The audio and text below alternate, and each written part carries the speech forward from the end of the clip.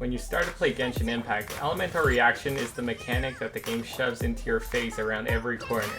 Elemental reactions don't even need to be triggered by players or enemies. They exist naturally throughout the world of Genshin Impact. There's also a stat called Elemental Mastery that's solely related to the elemental reactions. Those elemental reactions are unique, although some can be lumped into similar groups. In this video, I will explain the overall concept of elemental reactions and elemental mastery, and in other separate videos, I will explain each of the reactions in depth.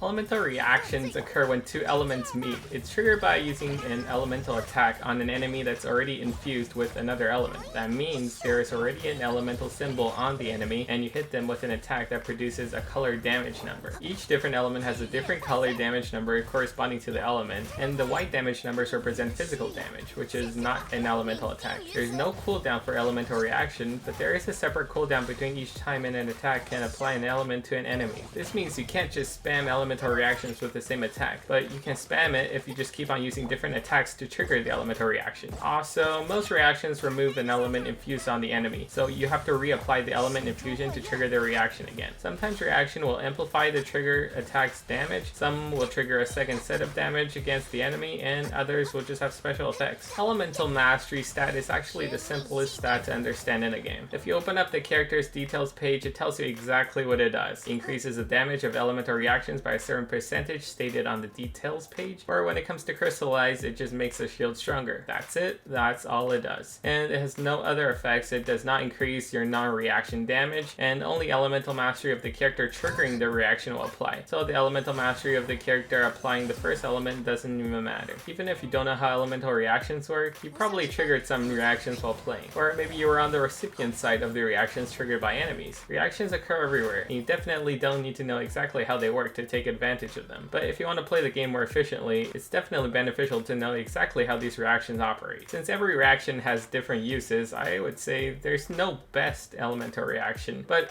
Overload's definitely the worst. I will link all videos for the different reactions in the description, so check them out if you want to know what they are and how they work. Other than that, I'll see you next time.